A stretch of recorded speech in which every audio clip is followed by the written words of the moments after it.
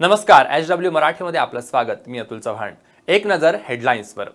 युतीचा तिढा सुटल्यानंतर आता प्रचाराचा कार्यक्रम ठरवण्यासाठी मुख्यमंत्री देवेंद्र फडणवीस काल रात्री उशिरा मातोश्रीवर जाऊन शिवसेना पक्षप्रमुख उद्धव ठाकरे यांची त्यांनी भेट घेतली आहे। कोल्हापूरच्या अंबाबाईचे दर्शन घेऊन प्रचाराचा नारळ फुटणार असल्याची माहिती मिळते आहे। युतीच्या संयुक्त प्रचाराचा नारळ मात्र अमरावतीतून फुटणार आहे। राष्ट्रवादीचे अध्यक्ष शरद पवार यांनी नरेंद्र मोदींच्या पुन्हा पंतप्रधान होण्याच्या इराद्यावर एक मोठं विधान केलंय। मला थोडं जरी राजकारण कळत असेल तर मी नक्कीच सांगू शकतो की लोकसभा निवडणुकांनंतर मोदी पुन्हा पंतप्रधान होणार नाहीत। मी काही ज्योतिषी नाही, पण मला असं वाटतं की त्यांना आवश्यक असलेलं संख्याबळ यावेळी मिळणार नाही, असं शरद पवार म्हणाले आहेत।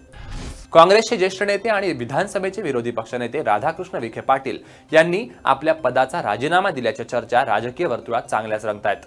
अहमदनगरच्या जागेसाठी राष्ट्रवादी काँग्रेसचे अध्यक्ष शरद पवार यांचं मन वळवण्यासाठी राहुल गांधींनी प्रयत्न करावेत, यासाठी राधाकृष्ण विखे पाटील यांनी प्रतिष्ठा पणाला लावली होती। पण याकडे हायकमांडकडे गऱ्हाणं मांडूनही अहमदनगरची जागा मुलासाठी न मिळाल्याने विखे पाटील नाराज होते आणि त्यामुळेच विरोधी पक्षनेते पदाचा राजीनामा ते देतील अशी शक्यता वर्तवली जाते आहे। पुलवामा दहशतवादी हल्ल्याचा मास्टरमाइंड आणि जैश ए मोहम्मदचा म्होरक्या मसूद अझहरवर बंदी घालण्यासाठी भारतानं संपूर्ण ताकद पणाला लावली आहे। आज संयुक्त राष्ट्र सुरक्षा समितीच्या बैठकीत मसूद अझहरला ग्लोबल दहशतवादी घोषित करण्याची शक्यता आहे।